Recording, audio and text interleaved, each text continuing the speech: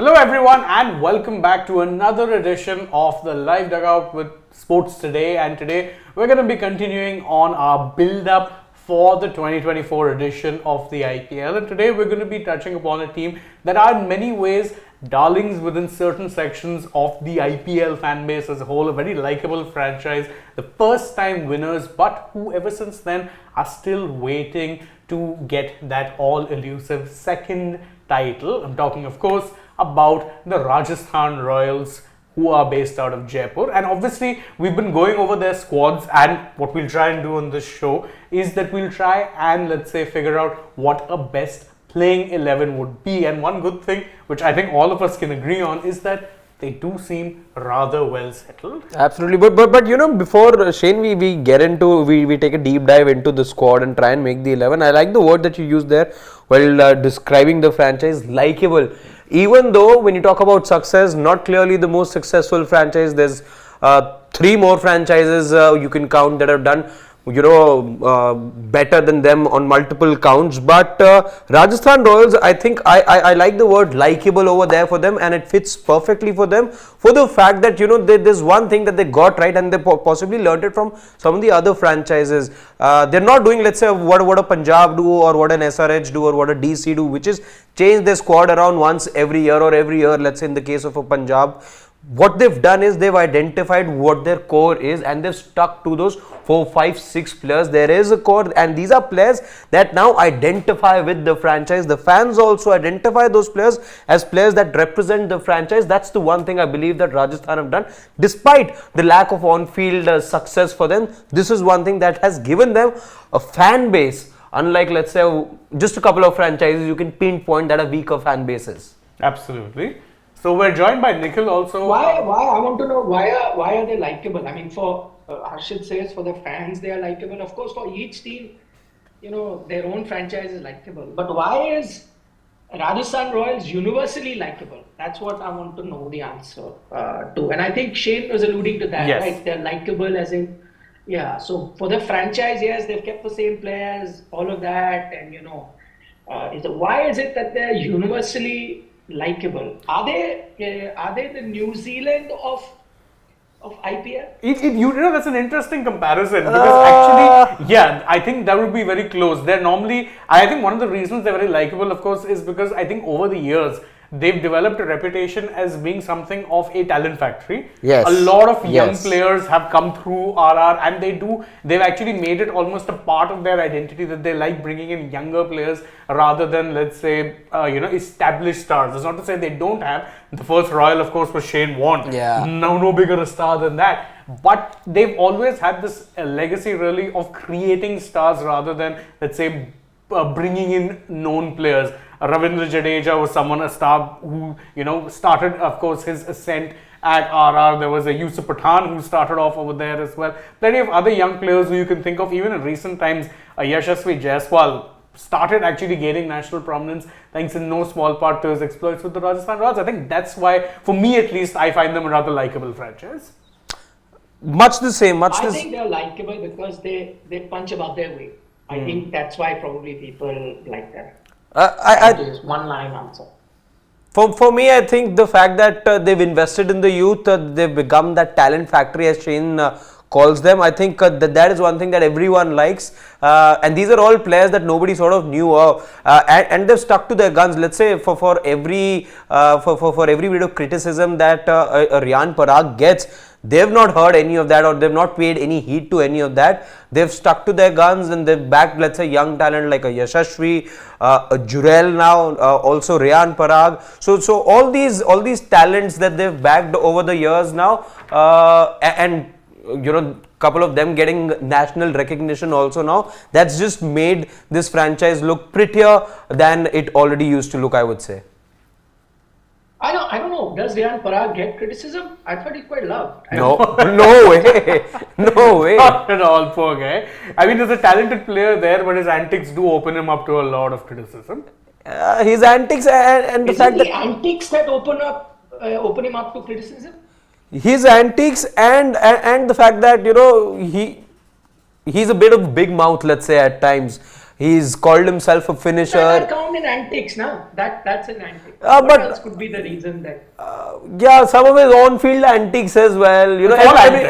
everything All put antics. together. Yeah, but finally, you know, I'll add another reason. Antics, I'm saying, what he says. I think I'll add another reason why he gets a lot of hate is primarily because of the consistent run that he gets when a lot of people thought that some very deserving people were left out, but he continues to get that extended run, which is why, but that's not his fault. The franchise trusts him and he gets a lot of hate for that. But I tell you what, I don't care about other people. On Sports Today, we give him a lot of love. So he's one of our favorite people to talk about. So This people time- must be giving him hate or criticism. This We time, love him. this time around, though, I think he walks into the IPL with bag full of runs, let's say, and at least to begin with, you know, for all his haters, let's say, and all those who give him brickbats, they'll have to wait it out to sharpen their knives of criticism, unless, of course, he has the kind of IPL that he's been having for the last couple of years. But he's, remember, the top run getter in the S-Mat, so he'll walk in with a lot of confidence. He'll walk in, with his chest out, let's say, and yeah, those critics and trolls will have to hold on for him to really flounder. But if there was ever, let's say, a year for Riyan Parag, I feel this is his year. After 500 odd runs that he scored in the S-Mat, if he cannot make it big in the IPL, they said, I don't know which year will then be it for Riyan Parag that can really, send out a statement to the selectors. Interesting. I personally would want to see him actually be used as an all-rounder, because I remember last year, even when they were using him, I don't remember him bowling much. He does bowl a lot more domestically. Yeah. But I think maybe if they do use him, try maybe using him as an all-rounder rather than just a batter. Because again, if he's just a batter, maybe fitting him in. I remember last year there were times when eventually they finally lost a bit of patience with him. You know who they brought in to replace him? Dhruv Jurel. And Jurel grabbed the opportunity with both hands. So I think that was another reason why the brickbats kind of got sharpened, because you were giving a Parag such a long run and he wasn't really justifying it. You give a Jurel a few good games and he actually did, have a good run of form last year. Carried that on into domestic cricket, India call-up, everything in between. That is one thing. Now, if Parag does get that run, which to be fair, I do expect he will, he needs to carry on his S-Mat form. Otherwise, you know what's happening. Yeah. That's the other change this season. That Riyan Parag. Previous season, if there was criticism that why is he playing, some may favor that, some may be against it. But at least, it was a valid question.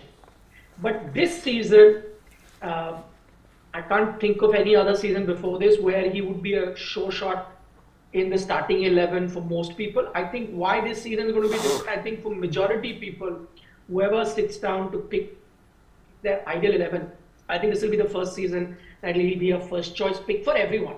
Yeah. Earlier it was for some, yes, for some, no. I think this will be the first season where an overwhelming majority of that will pick him in their 11. That leads us to the 11. Let's get down to it. Yeah. Should we do that? Because I'm joining remotely and I won't be able to see it. Should we follow that where I give you my 11 and then you guys pick who you wouldn't want, and then we do the voting that no, you disagree with this one and so let's remove it. And then the other one can be checked. Yeah, that works actually. Yeah. A full-on discussion would be a little tough given the remote this thing. So yeah. Okay, so I'll go with my 11, right. And you guys keep coming in, and once the 11 is done, maybe you can say no, you would want to remove one or the other, and then we'll do the voting as always, and then maybe talk about their strengths and weaknesses. So openers. Yashasvi Jaiswal, Joss Butler, I'm guessing nobody's going to have an issue with that. None whatsoever. So Shivam, if you're at it, just put Yashasvi, the star. And by the way, this is going to be another season. He had a very good IPL last time around. But this is also going to be interesting for Yashasvi because up until now, he was always under the radar kind of a guy, an upcoming youngster. I think this is going to be that first season where there will be a lot of expectation.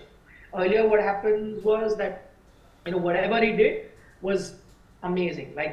Because there was no benchmark as such. So whatever he would do would all be praised. Wow, look at this fearless youngster. What a knock, this and that. But now He is a regular for the Indian team, if not in all formats, at least in two. That's T20Is as well as Test. Has done very well in both formats. So comes in with a lot of reputation. So I think this will be a different sort of pressure on Yashashvi. So it'll be interesting to see. Josh Butler needs to really, get going. Didn't have a great IPL last time around. Correct me if I'm wrong. As far as I remember, That's right. No, he wasn't very good. Yeah. So he really needs to step up, to the lofty standards that he always had. Number 3, I guess, shouldn't be a surprise. Either it's going to be the skipper in Sanju Samson. By the way,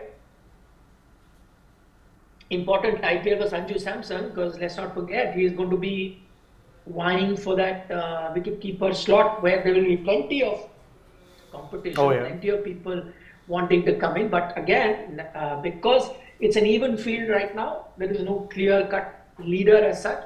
So a good IPL will go a long way in whoever is that wicket-keeper batter. So Sanju Samson, the captain. I've gone with my first overseas player at number 4 in Hetmeyer. I think he is going to be that. He'd be a second because Butler's there. So Sorry, second. Yeah, second overseas. Yeah, second overseas player for me in the team in Hetmeyer. Yeah, he'll have to come good as well for them to do well. And then I've got the third overseas player. I'm going with Rothman Powell, the West Indian skipper here. Also will give me a little bit of bowling, not always, but as a backup medium pacer, I'm going to go to him. So Rothman Powell then comes in at number 5 for me. And remember, just to let you know, this is a batting first 11 we're making. So they won the toss and Rajasthan are batting first. So this is their batting first, and we select a super sub in case they were to bowl first. Then what would be the team that they go with? Then the man that we've already spoken about so much, as I said, he makes it to my 11 without any debate because of the domestic form that he's been showing. So I'm going with Riyan Parag at number 6. Can tonk it and play the aggressor role. And at number 7 is the new star of Indian cricket that everyone's been talking about. We only remember him for the cameo that he played last time. Dhruv Jurel is at 7.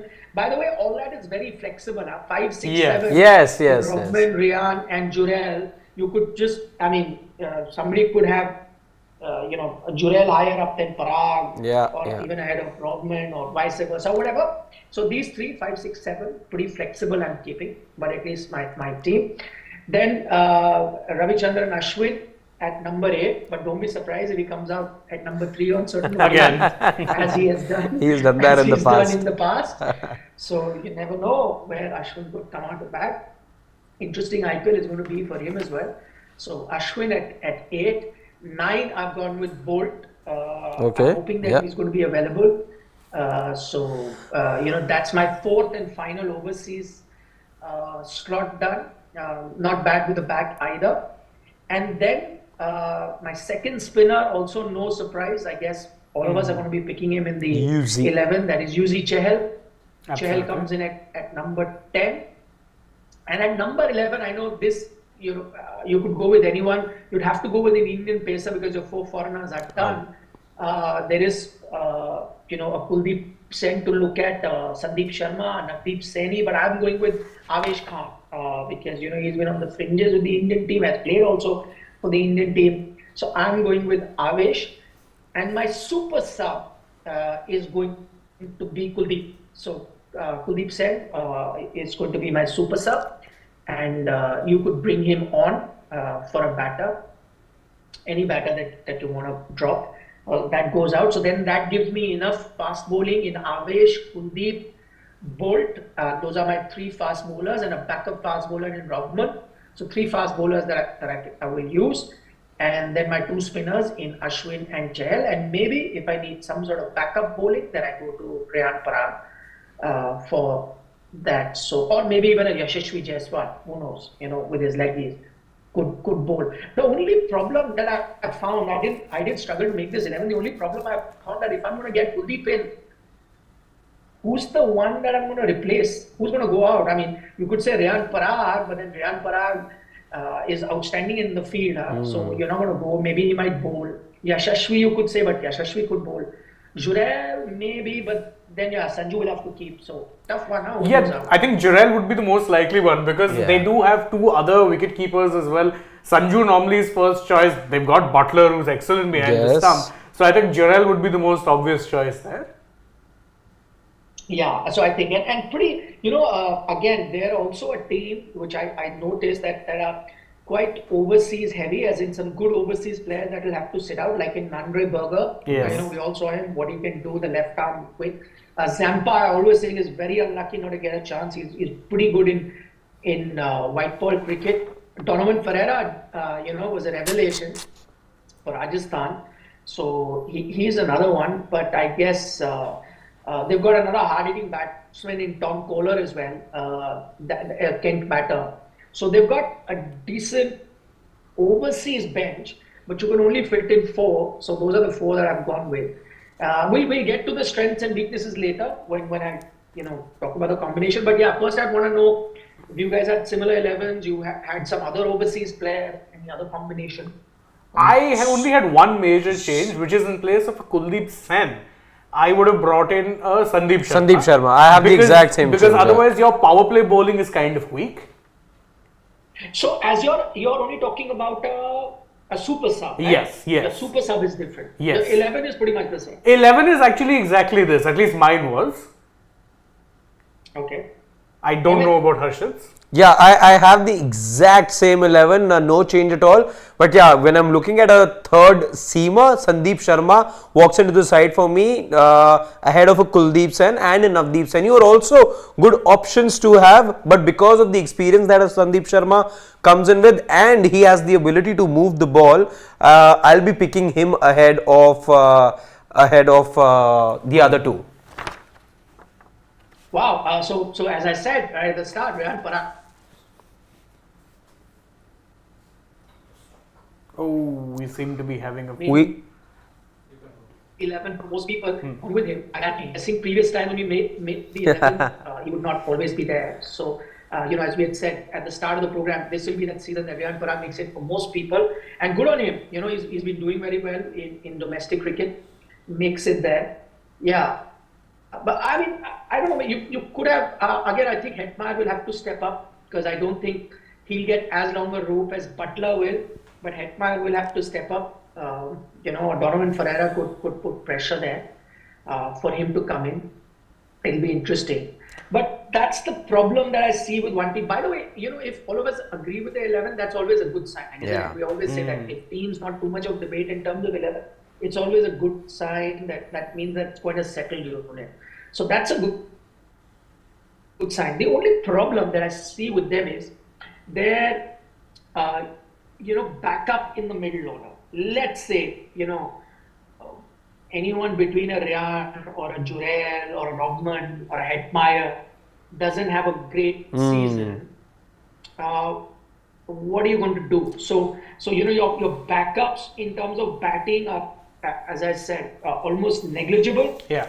And you've got a Shubham Dubey, who they paid 5.8 crores for. Yes. The Vidarbha batter. I know that he bats at 190 strike rate in SMAT. He had a 190 strike rate to really tonk it, and a decent average is that. So I know he's a big hitter, but again, untested, right? So would you trust him to be a match winner suddenly? Who knows? Then I mentioned they've got that Tom Kohler as well.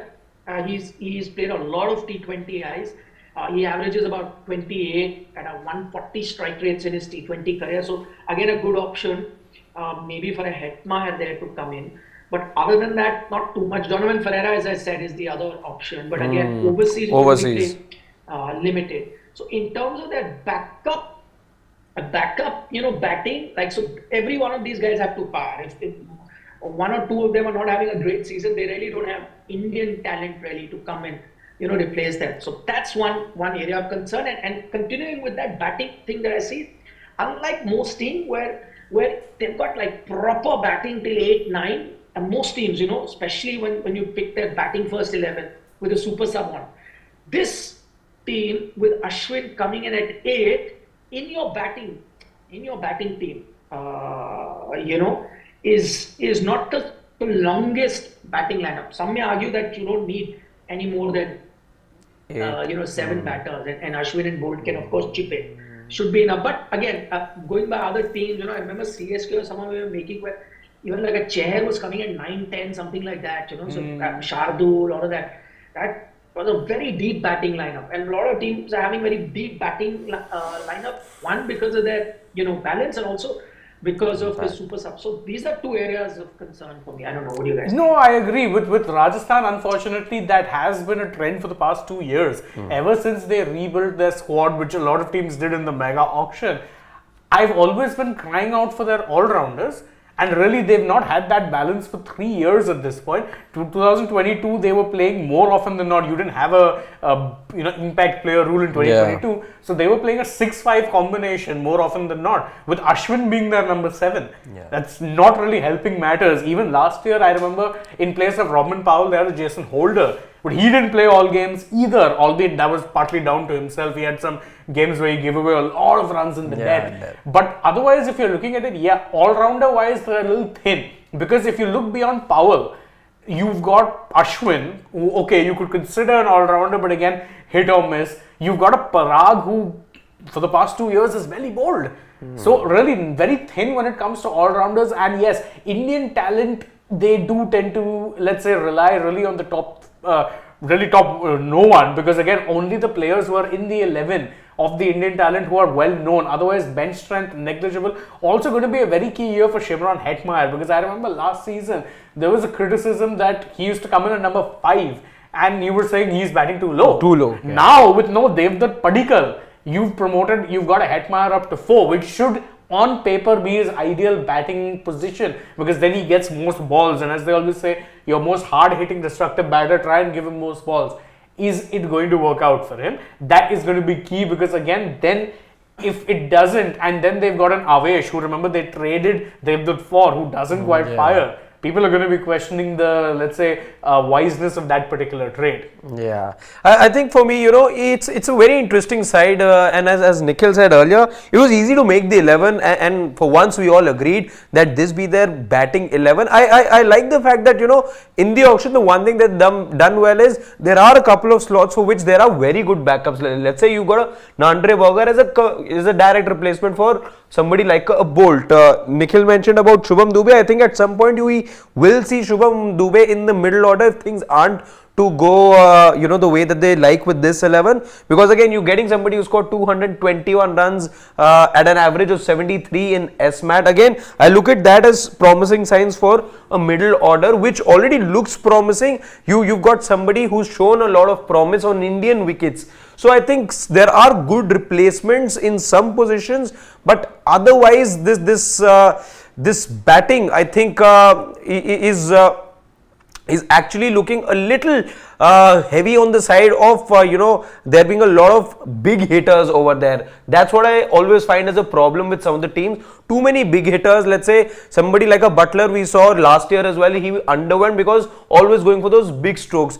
Rovman Pal, you don't know which Rovman Pal turns up. If it's the same Rovman Pal of last year, then Rajasthan are again in trouble. Riyan Parag, Dhruv Jurel also, question marks. Some question marks do remain over this batting. Let's say Sanju Samson has consistently been underwhelming. Let's say he's been more promised. Starts 3 games, does very well, then doesn't bat well through the rest of the year. He's all performance. Let's say the first 3-4 games, after which it's just promise, and that's been his story in the IPL.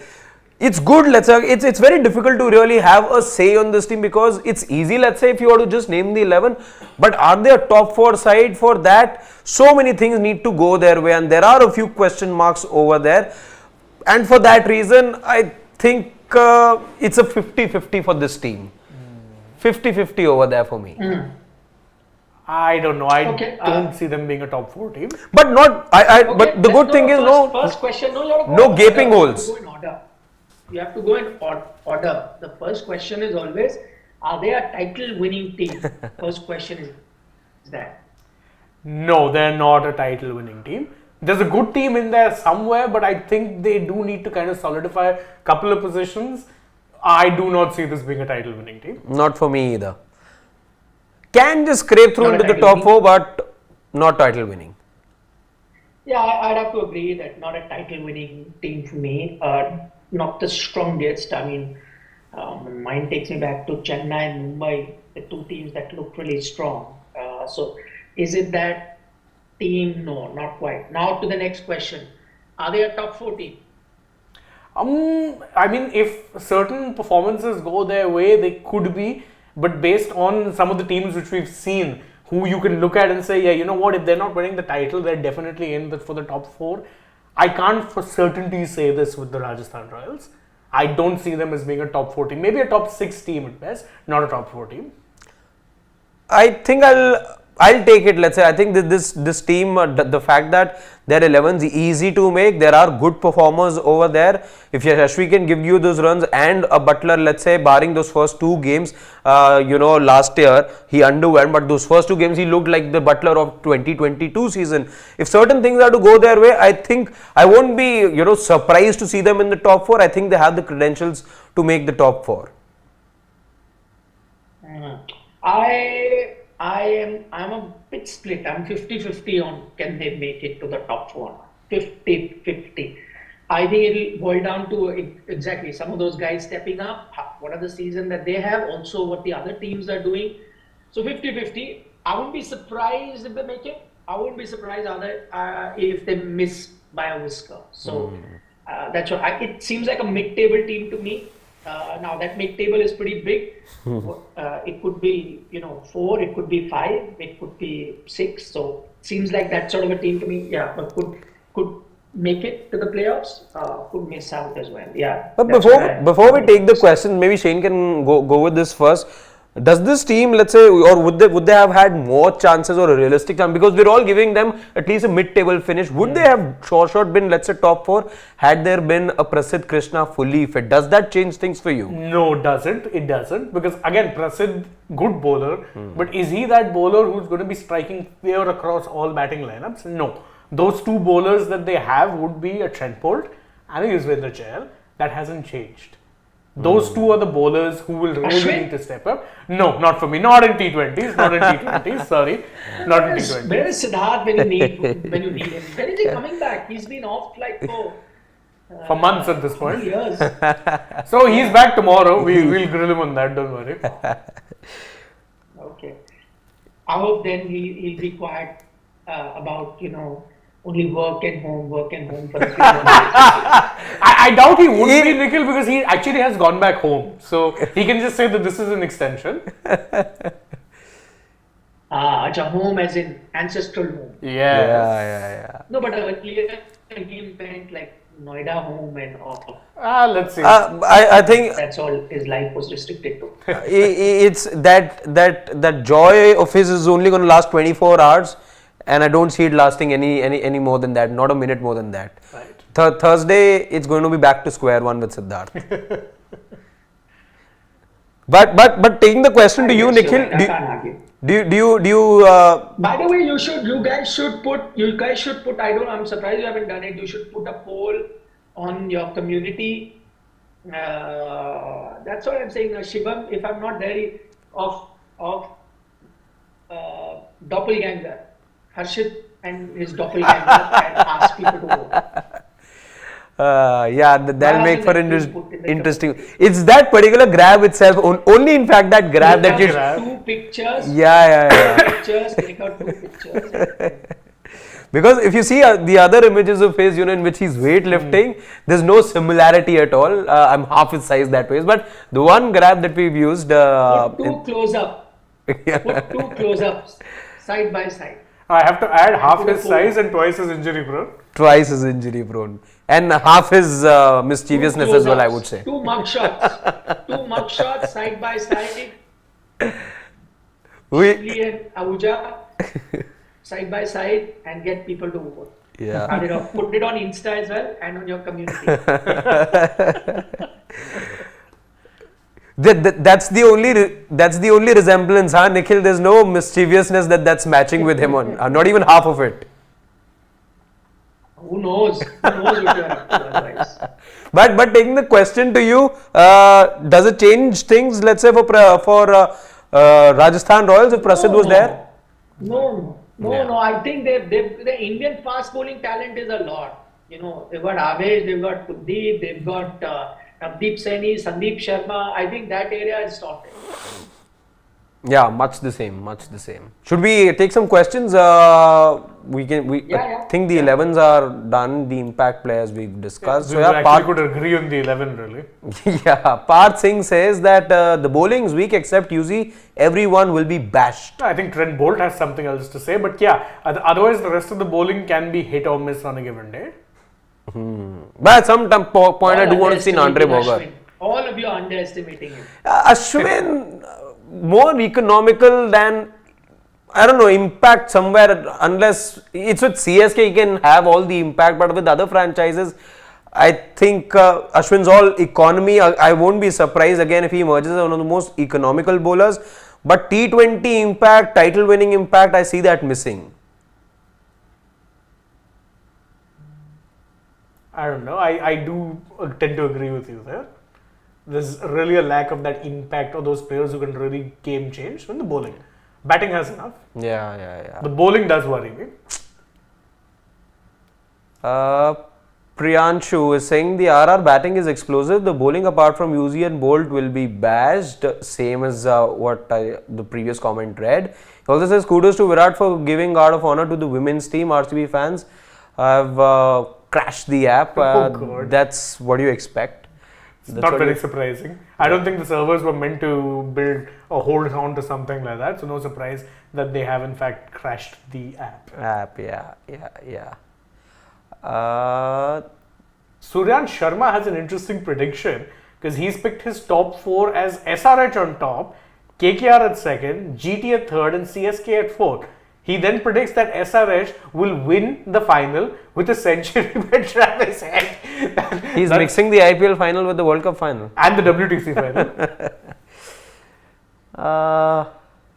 I mean, that's a surprise pick. He doesn't have Mumbai Indians in his top 4. I'm really surprised. I think Mumbai Indians, GT, Chennai, I think 3 really strong teams at the moment, I guess. I think KKR and Rajasthan could be fighting for a slot. Yeah, maybe. SRH always looks good. In fact, last year also, it looked like a top 4 team. They just didn't get their act together. That's it. And their problem with not getting the act together is because every year they make a new team and new captain. So how are you going to build anything in the space of a season which only lasts 2 months?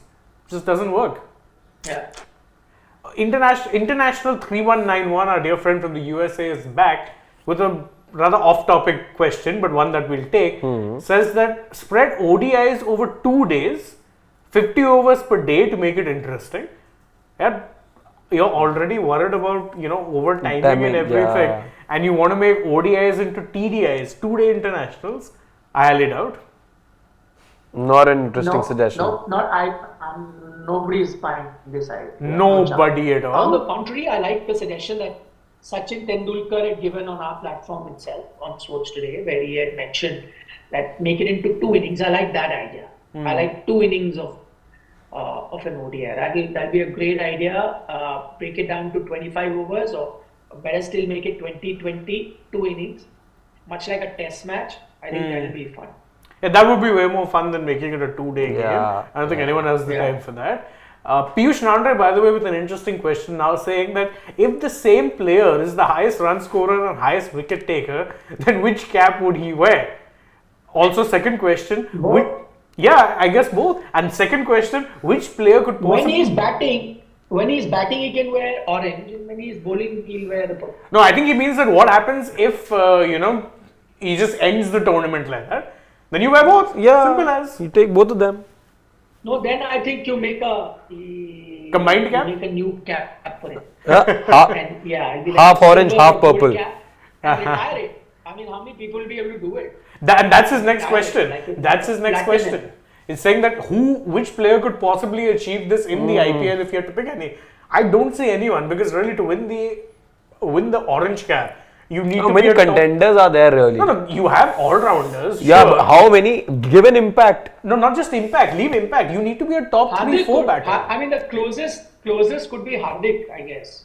Actually, yes, because he normally bats in the top that's 4. the only name I had. And in someone my who mind. gets you wickets. But is Hardik batting as high as he was batting for GT? No, he's batting at 5 You for know, him. Exactly. Earlier, it could be like I think a Bravo could have been that guy. Yes. Chennai batted him higher up. If they just that they had so much batting, he would come lower down the order to bat for them. And sometimes they would push him. But a Bravo higher up the order, if he was a consistent top order batter, then he could be that one guy. I don't know. A Pollard. A Pollard. But he would bat very low, so because he'll never get those many runs, right? He was always impacting his bat. I'll also bowling once in a while. I'll throw one hypothetical in here, and this is totally a combination. Don't of go two for Riyan players. Parag. No, the Sunil Narayan of 2012 to 14. Vis-a-vis the batter he would become later on opening. So I have opening batter Narayan and purple cap winner Narayan, and you do have a player who could win both. But of course, that's two different players. Two different players and a hypothetical scenario. No, also Narayan would be explosive. I'm not sure would be the highest run. That's the other thing. He could be the impact player of the season or something. Rohit Sharma could have been that. Had he continued bowling his off spin. He just stopped. Yeah. Picked up a hat trick. He's someone who stopped bowling. Two, right? No, one. Just one. Not two. We debunked that A couple of Suresh days. Raina, if he bowled more often for Chennai, who knows? Yeah, he didn't bowl much for Jadeja- Chennai. No, but Jadeja won't because Jadeja won't bat that. No, he high. bats at Never- 7 mostly. So Raina could have been. Raina could have been if he bowled I think more. Bravo would have been the best shout because he would pick up wickets by a ton, which he knew. Just that batting was very low. If you made him a top order batter, which he was capable of, who knows? Who would have been that guy? Absolutely. No. Shubham Garg, by the way, asked another question, and this is an interesting one. Says that Rajasthan Royals need to sort out their pitches. Their batting is full of players who aren't very good at playing spin, whereas their bowling is full of spinners. And last year, Jaipur, more often than not, the Savai Mansingh Stadium would produce matches which were like 120, 130 scores. Interesting point. Very interesting, and that was in fact one of the points I had in mind for, let's say, somebody like a Rovman Pal and Hetmeyer. You don't know, both of them have been susceptible 100,000 times before against spin bowling, and yeah, very interesting because that plays again. You're playing 7 games over there at the Savai Mansingh, so yeah, can Rovman, you could be doing what let's say India did to themselves in the World Cup then. You gave those dry pitches, you gave that dry pitch. If you end up giving those dry pitches in Jaipur, which is only going to get hotter now, then I wonder what could happen then. They need flatter conditions. With this batting, they need flatter conditions. I think in general, say in T20, you do want conditions that are slightly on the flatter side, albeit leaving enough juice in the pitch that there's something of interest. But yeah, RR, I think the Jaipur pitch, Jaipur wasn't the only one, Lucknow was another one, full of big hitters, but they had a torrid pitch that was like 110, 120 types. So again, not really the best. SRH, another one, by the way, Hyderabad, I remember, it was a pretty turgid pitch a lot of the time. I remember some days their pick of the bowlers used to be Aiden Markram, which really tells you everything you need to know. So yeah, I do agree with Shubham, good point that they need to kind of, tweak the pitch a little, make it a little bit more batter friendly. Any more questions or should we wind it? I think let's see. GGK, a big, RR fan because of being a Sanju Samson fan, says that this is the year of the Rajasthan Royals. Even the bowling is good. Sandeep and Ashwin still underrated in IPL, and in a least surprising prediction ever, this is the year of Sanju Samson. Sanju, again, a very crucial year for him because there is the T20 World Cup at stake for him. But Sandeep Sharma, I would say, maybe you could say, is one of the underrated fellows around. Again, also a journeyman in many ways. But Ashwin, is he underrated? No, I think he's given due credit for his skill set in the shortest form. I don't think any discredit to Ashwin over there. But that's all that he deserves, I feel. Yeah, he's not over or underrated. He's rated. Yeah. Simple as. Yeah. Anything else? Fair treatment to him. I think that'll be all. In case you're joining us right now, do go all the way back. We tried making the 11. Not the most difficult task, by the way, to make the Rajasthan 11. But are they a side that can really finish in the top 4 and even, in fact, go ahead and win the title? That you'll have to watch the whole video and find that out. For now, Shane and I will take your leave. But in a few hours from now, we could also be coming up with the analysis of one more team. So stay tuned to Sports Today. Tap that bell so that you know when we go live and have the next video for you. For now, Shane and I will take your leave. Goodbye, Tada, Nandri. Shubhratri, Shabba Khair. Take care. Eat your vegetables And don't trouble your mother. Bye-bye. Bye-bye.